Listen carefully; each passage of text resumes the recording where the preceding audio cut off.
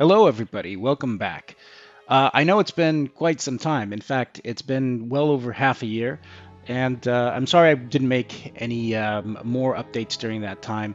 Unfortunately, a lot of things changed for me last year in regards to work and other situations. So I was traveling for a lot of months. I was away in Europe. I was back very briefly. Then I was back traveling again, and I was in Australia. So there's a fair amount of irregularity last year, and I was also feeling some degree of burnout. But having said that, I always knew that I wanted to come back, that I wanted to actually provide the downloads for most of the things that I've done so that it's out there in the modding community, and this is essentially what this video is. In this video, down in the description, you will find the links to my entire resource library along with all of the map files as well. So you will be able to have exactly what you are currently seeing. Having said that, I'm going to probably talk a little bit more in another video about everything that happened in the last 7 months. But I don't want to do that for this video because I actually want to make sure that I do a little walk through and show you some of the changes that have happened. So bear with me as we sort of move around, and I'll show you some of the new stuff that's been implemented in this patch. All right, so first stop is, of course, Stromguard, which is one of the more requested mods that I've done. And basically what's changed here is not that much. There's been a couple of details, things here and there that have changed. In the future, I do actually want to change what is the church model and have that be sort of more of a different style of church slash temple building, which would give Stromguard a bit more of that older human aesthetic. But aside from that, it's mostly a lot of the changes that have happened in this particular area has been around the city itself. So I'm going to go ahead and show you right now what some of those changes are. Obviously, one of the changes that I had mentioned before is that I actually wanted to expand the port a bit. And so we'll go ahead and take a look at that. And there might be some issues, but we'll correct those and make sure that they're taken care of.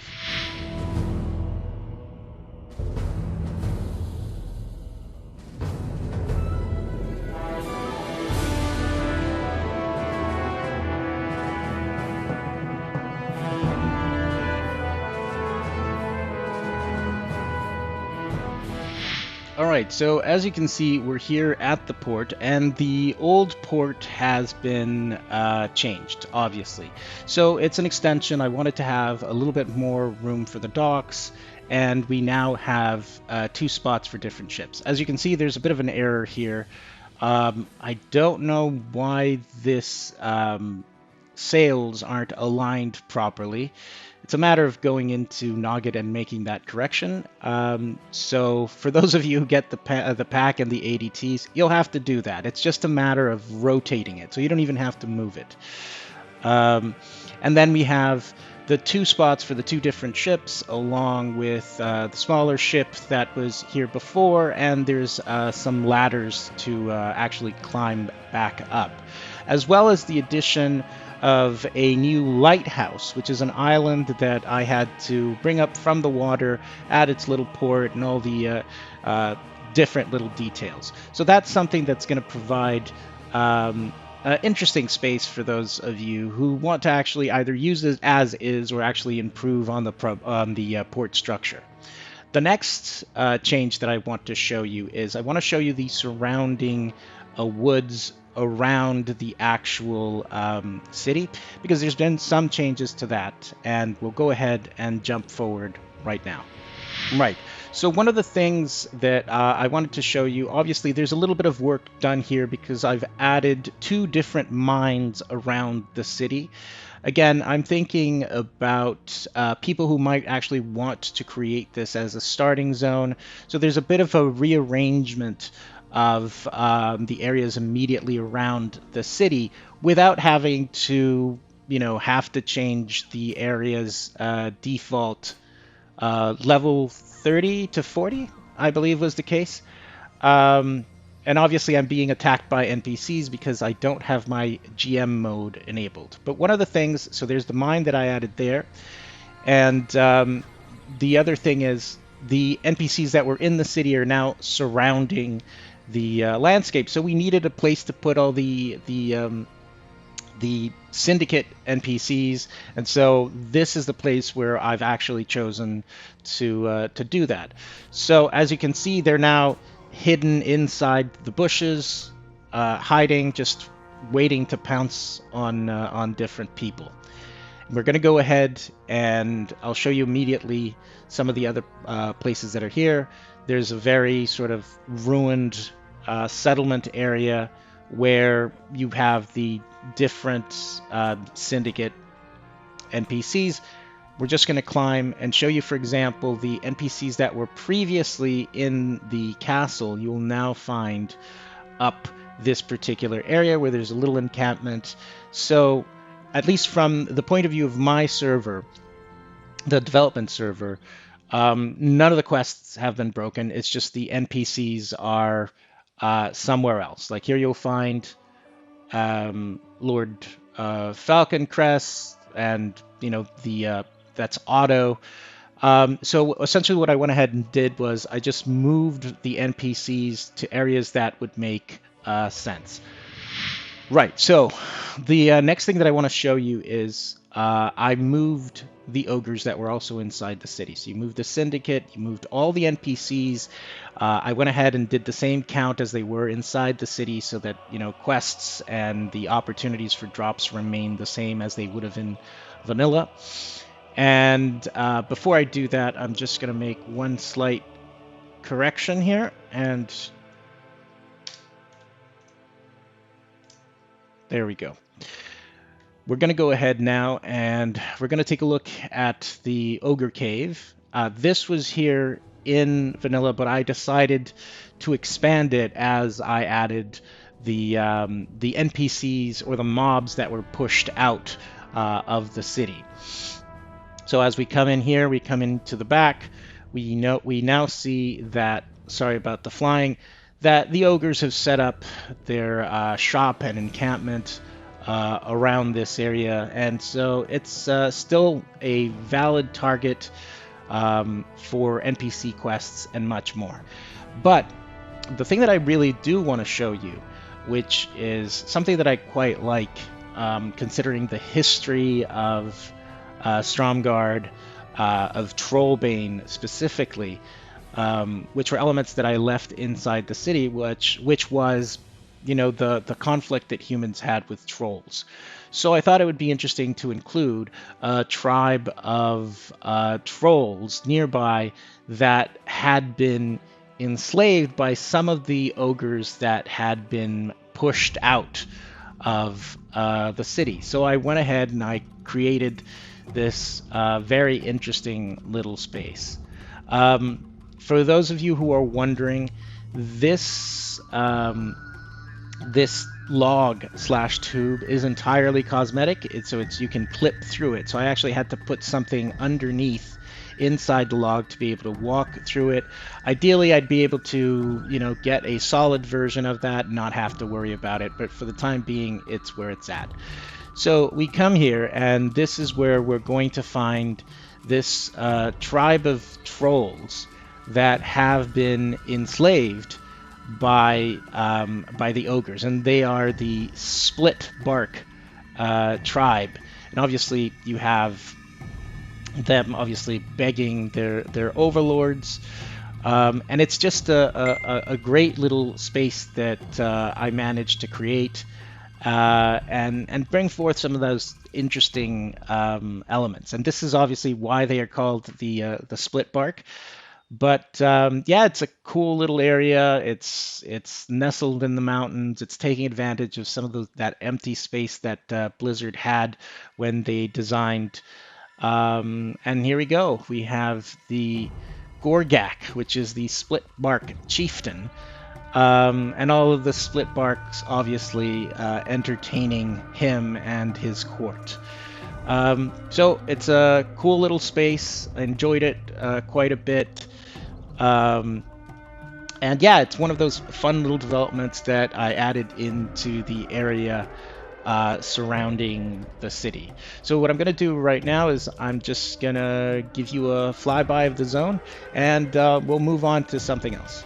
All right, so from up top here, you can see the location of the other mine that I added, as well as some of the stuff that you'd seen on some of the previous videos, which is the lumber camps that the city is using to actually rebuild itself, as well as potentially provide wood for its ships, along as the back path with the little observatory that sort of looks over the port. We've got the island over there. Through on the backside, you can actually see where the ogres have resettled. And then up top in the mountains, you can actually have an aerial view of where the split barks are and how they fit in relation to, for example, the Syndicate Woods, the encampment there up top, and the additional mine. So there's a lot of things that were done into this area, and that's always going to be very, very good because it's a nice utilization of a nice space. Obviously, these towers have also been rebuilt, and they're present there for any type of movement that you want. Another thing that has been taken care of is the old models of the forest strolls that existed here, the old huts and blocks have been removed, and they've been updated to current forest stroll standards, and obviously the insides of the huts have been adorned and taken care of, as I've done with many other things. So one of the things that you'll all know is that there is the Troll Pass, which comes in through, if you go through the Witherbark and come up through here. And oh, where's the troll path? Continues going this way, and then through the gates we reach the ancient wilds. Again, here, very quickly look at some of the development of the trolls that I've done in this area, and I think we're actually going to land, and I'll walk you through so you can see some of the changes. All right, so here we are, and we're going to go in right now, and I'll give you a quick little walkthrough to it. So I finally finished making the actual versions of the huts and the additional assets that I wanted. I had stand-ins, which is why I didn't want to provide people with this download until I actually had the proper versions in. And so they're in now. I've gone ahead and added some NPCs just to show you what was possible. You can definitely, develop this or add whatever you want in your own way. But I thought it's coming pretty close to what I wanted originally. It's a nice mixture of forest stroll themed buildings along with their stones and pyramids, and these are all entirely new assets that you wouldn't be able to find in the base game, that they will seem to be familiar to all of you. So this is the temple where they perform a lot of sacrifices. Initially I thought about potentially making it have like blood in the water or blood spouts, but for the time being we'll leave it just as is. Again, great little city if you're thinking about potentially maybe building a custom forest roll race for your server, or if, like me, you just want them to be the targets for questing zone, for like a questing zone, for example, the High Elves, which are on the opposite side of this forest. And that's the next thing that we're actually going to go ahead and take a look at. All right, so skipped forward and moving through, we're going to take a look now at the High Elven zone that's nestled up here as well. There are some changes. I have finally added the proper walls as I wanted them. And as I did before, it is now a mixture of these classical buildings along with the sort of more known architecture for the High Elves. And the idea is obviously that this zone is a mixture of very old ruins with them being reclaimed by the High Elves after having pushed the forest trolls out of this zone. So this is, again, for those of you to understand what the intention of this area was, is that these were ruins dating definitely dating back to the Caldera Empire, but that they were utilized by the Highborn once they landed in Lordaeron, and they properly became High Elves. And now you can actually see an evolution of the architecture that would eventually become Quel'Thalas and the old style Highborn architecture. So you're going to get in the pack, you're going to get all these new buildings, new towers, new walls, and hopefully you'll enjoy quite a bit of that. But the city is looking pretty nice. I don't think I'd want to develop it more than what it currently is. I think that for an allied race or for a new sort of race in a role-playing server, this would be a really nice area to get that beginning. So what I'm going to do is, again, very quickly, I'm just going to do a fly-through of the area so you get an idea of what that is, and then we'll move on to something new.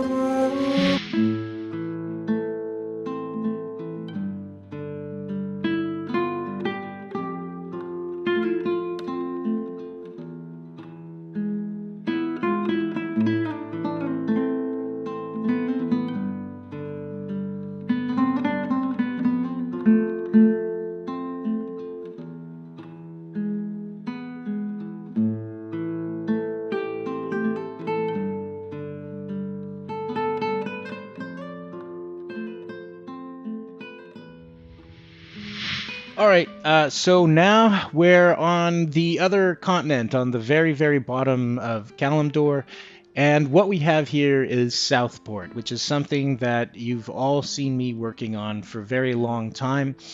And the idea with Southport was that, or indeed with my take on the Kulturans, is that I wanted to give it a bit more difference. So instead of choosing sort of a colder climate perspective and having, that type of ship situation, I decided that I wanted to give them a more sort of like Spanish/Mediterranean feel. So it's a combination of Spanish, Portuguese, Italian sort of ideas, and it's very lush and it's, pretty beautiful. And the city itself now is quite close to being finished. There's a couple of things that I would like to finish and take care of, but it is at a point right now that I'm happy to release it and have all of its assets and its set of assets be used for whatever you might choose to use it for. It is compatible with other existing in-game assets, and the palettes are as well, which is why it works well together, though there's a fair degree of custom textures as well that I had to do. So you have a sort of modular church structure. You have the modular walls. There's a lot in this set that is actually very modular, so you can actually build castles and towers and structures in pieces, as opposed to having to commit to a a WMO which is purposely built for one particular thing. So I'm actually very happy with this, with the integration of newer assets and older assets. I think it's working pretty well. As you can see here, this is a house that was pending some retexturing so that it would match. But all in all, I think it's working very, very well. The idea that I would have here, again, insisting on some of the conflicts between humans and the existing races of Azeroth, would be that closer and past to where this area is, you'll actually find some desert trolls.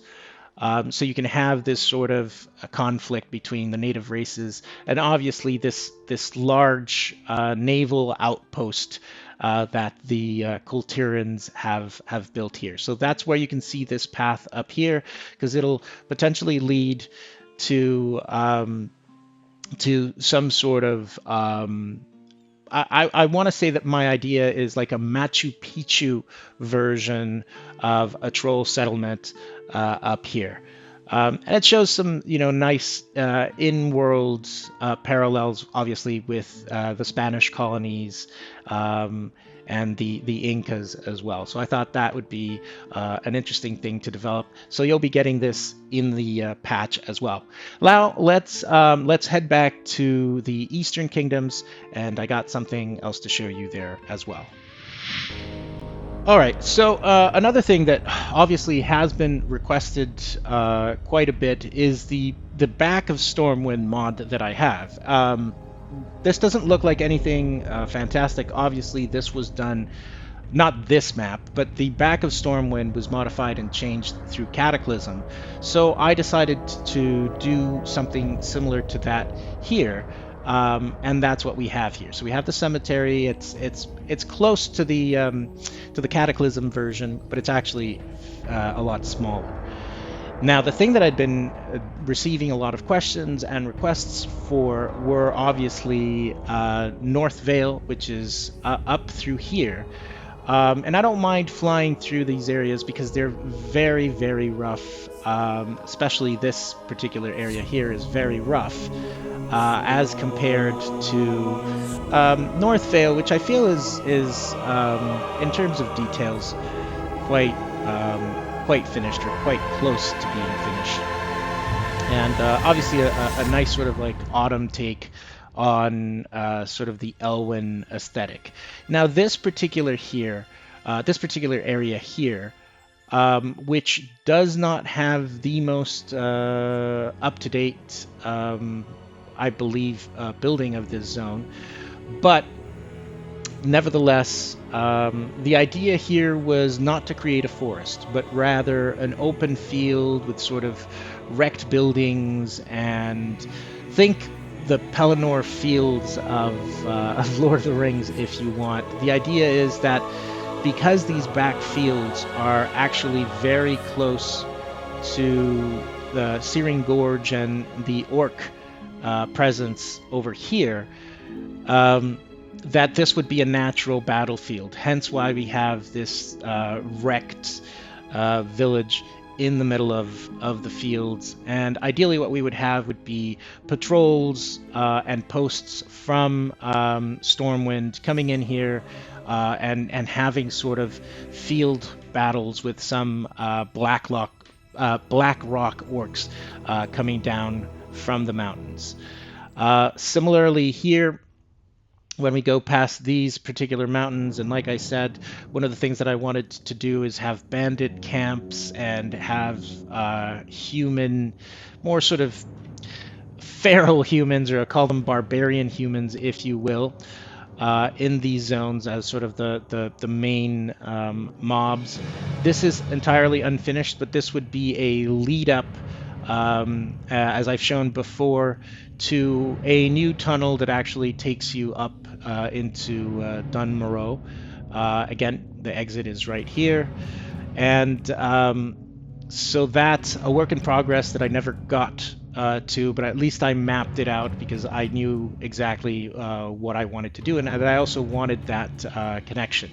If we move further towards this direction, we're actually going to come to the place which I initially envisioned as an old sort of internment camp where the orcs had taken all of the humans that they made slaves from Stormwinds and put them to work here, but that now, through a human rebellion, was home to what I call barbarian humans. So humans that took up, very young clan of humans that took up the weapons from their enslavers, and they essentially live in these areas, and they're resentful. They're not necessarily enemies to Stormwind, but they are resentful that their Stormwind family never came and liberated them. And so they're sort of staunchly independent, and they are also in constant skirmishes with the Blackrocks. So you'll get this as well. You have all the base terrain. I do think that I have some updates that I'll make those available in the future. But that's where we're at with this area. So have fun with it. Now we're going to jump forward into Lordaeron, and we'll take a look at the Undercity. All right, so here we are at the entrance of Undercity, one of the mods that I worked on that actually eventually led to the fully developed Lordaeron, was making the top side of the Undercity available, and so it's a really great area. It's a nice, neat expansion for the Horde. A lot of people said I usually tend to mod more for the Alliance. Well, this is certainly one of my largest mods. Couldn't have been done without the help of Krysic, who did a lot of like the initial modifications for the top building. But yeah, it's great. You've seen it in other videos, but I just wanted to take you through it and show you exactly the extent for some of those who haven't had the chance to see any of my other videos. This is what the top side of the Undercity looks like for me, and yeah, it's just it's very cool. It's very overgrown. It's very sickly. We've got some of Krysic's models used as well. So there's a lot of empty space, but you can definitely create an entire new city environment. And I'm sure that your players will very much enjoy taking a stroll through the full ruins of Lordaeron City. And as cool as this is, I wouldn't feel right if I didn't get to show you what some of my work on the restored version of this city looked like. So we're going to go ahead and we'll go there right now. All right, so here we are, and this is the restored capital city. Krysic did an amazing job with this model, and I tinkered a bit with it as well, and it's a showcase. For those of you thinking that I actually placed this in the real world, I did not. My intention was that I would rebuild the area around the city and make it a sort of Caverns of Time instanced version. But if you have this, you have the resources, and you have enough patience and time, and you want to replace or restore Lordaeron proper in the world map, you can go ahead and do it. This is actually nested in what I call my development area, which is the Emerald Dream instance. So if you want to find this in the map and come and see it, you'll have to teleport into the Emerald Dream and wiggle about, and you'll eventually find this particular map and area. So it's very cool. It follows sort of the same outlines as I had for the Undercity, the version of the Undercity, topside of the Undercity. There's some things that are different. Like I still, because they were pertinent to the way that Chrysic built the original model. So instead of having the church slash small cathedral here that I have in the Undercity version, there's this. I will most likely eventually continue modding and make it match, but for the time being, most of it is actually pretty similar and pretty accurate. There are obviously very unique things to the Chrysic models. But for the most part, it's very much the same model with some of these details thrown in, and yeah, it's very nice. And hopefully, I'll get to a moment where I actually do my full instanced version of it, and I'm done with the model itself. But as you can see, building cities from scratch, designing them, having them have that level of detail is very time consuming. So we'll get to that, I hope, eventually. But for the time being, this is what you have. Make of it what you will. If you want to, I don't know, potentially use it for machinimas, potentially use it to build your own zones, yeah, go ahead. And you can also use, like I said, you can use the Undercity, the fully built Undercity version to help you in the reconstruction of what a built Lordaeron should look like. As you can see, I only did a couple of things, so I'm showing you sort of behind the behind the curtain, obviously. And yeah, hopefully you'll enjoy having this. You have the resources, so if you want to start your own project of restoring Lordaeron, go ahead. You can just grab all these resources, copy them in your files in Nugget, and go ahead and start doing your own reconstruction. I'm sure there are a lot more. Actually, I was about to say, I'm sure that there's a lot more things that I could show you. There is one more thing that I can show you, and then I'll have the other spiel. So let's go ahead back to the Eastern Kingdoms, and I'll show you something else. All right, so another thing that is also present in my builds in the Eastern Kingdoms is obviously the new Silver Hand base, which is towards the end of Hillsbrad in an area that there was nothing there previously. And as you can see, that tower has actually been rebuilt. And if you come down through this particular area, you will find this abbey structure with the banners of the Silver Hand, as well as the back of it. With potential, the idea here would be to eventually open up a crypt, sort of matching what are later versions of the Silver Hand's base, as well as a small little port.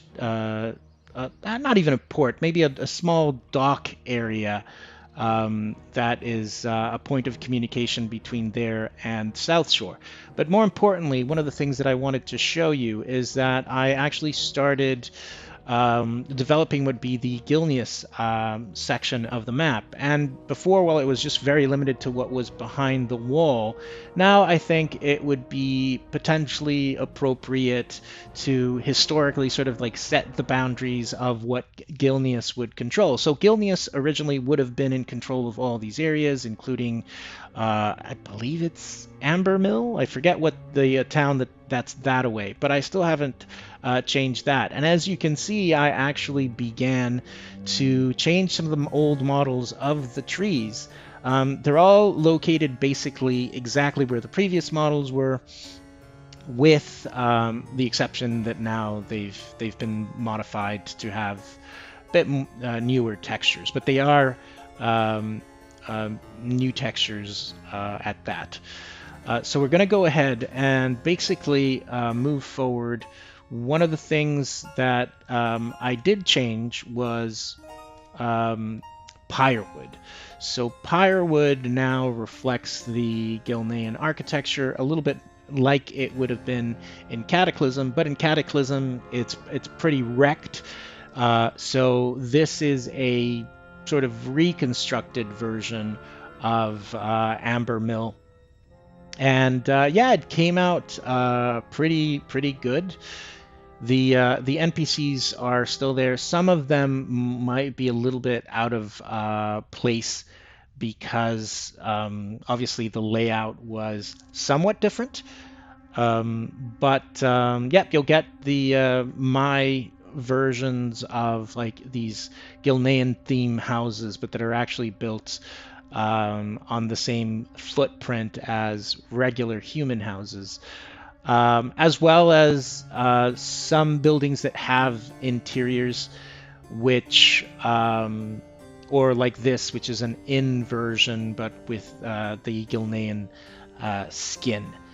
And that's basically Pyrewood. You've got a lot of mist as well, and mist surrounding Shadowfang Keep, as well as the door to the city and the wall to that, as well as the path through the mountains down into this particular area, reaching the city proper down through here, as well as the mountains, the other manors that are there, the sort of Worgen mountainous, scraggly area, which is, again, all of this is based on what what was seen in Cataclysm, but reimagined to fit some of the limitations of this version of the game.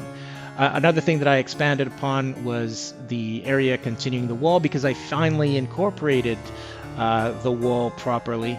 And this brings us into another town that's up in the mountains that, again, not fully fleshed out, but gives you an idea of just what this kingdom used to be. And so, having said all of that, I think that brings me to the end. There are a lot of other things that are going to be included in this patch. There will be things that you will be looking around and you'll see, oh, what's that? That's new.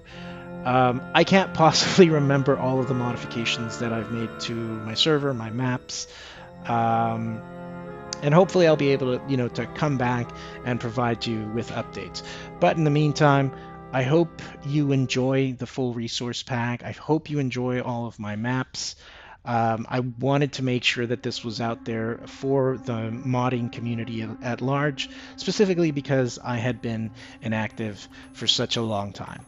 So, until then, everybody, please take it easy, please enjoy, and until next time, take it easy.